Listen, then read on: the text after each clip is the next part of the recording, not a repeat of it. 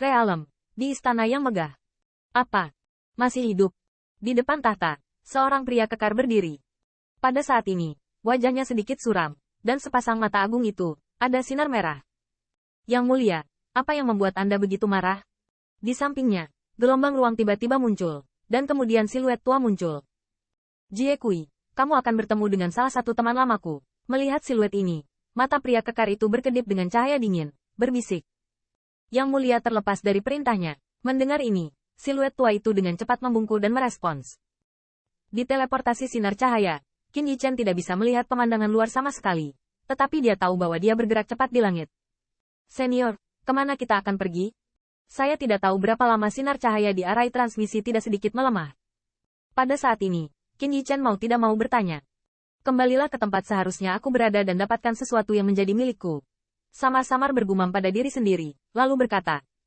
Mendengar ini, Qin Yichen sedikit terpana, dan tidak sulit untuk melihat dari momentum pertempuran tanpa akhir bahwa identitas sebelumnya pasti sangat tinggi. Tetapi dia juga dapat mengetahui dari pertemuannya bahwa dia harus memiliki musuh yang kuat. Sekarang, waktu yang begitu lama telah berlalu sejak Zhan Wuyuan yang tidak bisa tidur-tertidur. Saya khawatir sekarang banyak hal telah berubah.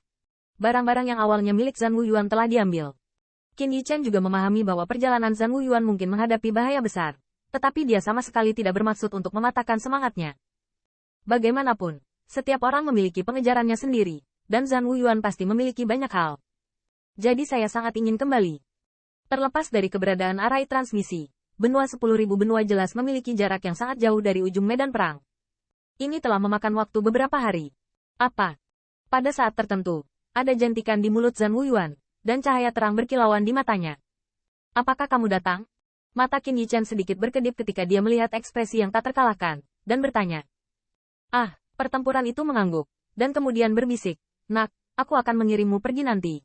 Senior bagaimana denganmu? Mendengar ini, Qin Yichen ragu sejenak, dan bertanya dengan bingung. Apakah yang terakhir tidak bermaksud mengajaknya berkeliling?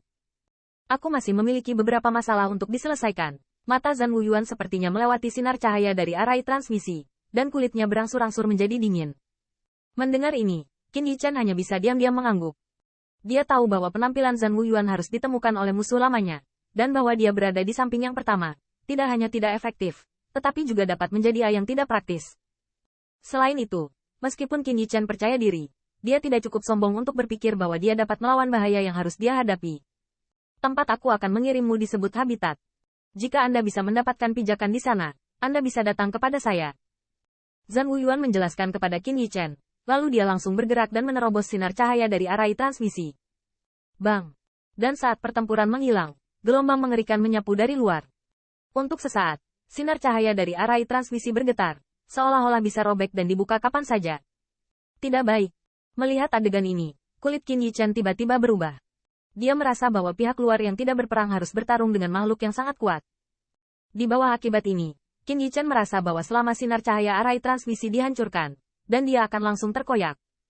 Untungnya, Zhan Wuyuan masih memperhatikan Qin Yichen. Meskipun sinar cahaya itu bergetar karena keterkejutannya, dia dengan cepat mengendalikan akibatnya untuk mencegahnya terus terkikis. Merasa bahwa fluktuasi spasial yang tenang secara bertahap pulih, Qin Yichen diam-diam menghela nafas lega. Dia tidak tahu apa yang terjadi di luar, tetapi jika arai transmisi rusak, dia akan muncul dalam turbulensi kehampaan. Dan saya khawatir akan ada bahaya besar. Qin Yichen tampaknya tidak menemukan bahwa meskipun fluktuasi spasial di tubuhnya telah tenang, sinar cahaya dari arai transmisi menjadi sangat redup. Jelas, meskipun akibatnya tidak menghancurkannya, tetapi menghabiskan sebagian besar energinya. Saat ini, Zhan Wuyuan sepertinya tidak punya waktu untuk mengurus Qin Yichen. Aliran cahaya menghilang ke dalam kehampaan. Di bawah paket sinar cahaya arai transmisi, Qin Yichen merasa bahwa dia turun dengan cepat, dan sinar cahaya putih di ruang sekitarnya berangsur-angsur memudar. Pada titik ini, Qin Yichen dapat melihat pemandangan luar melalui sinar cahaya dari transmission arai.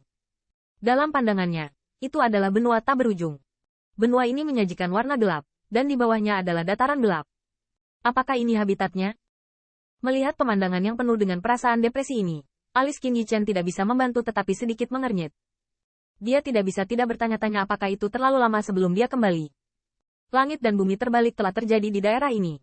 Turun ganti. Akhirnya di sini.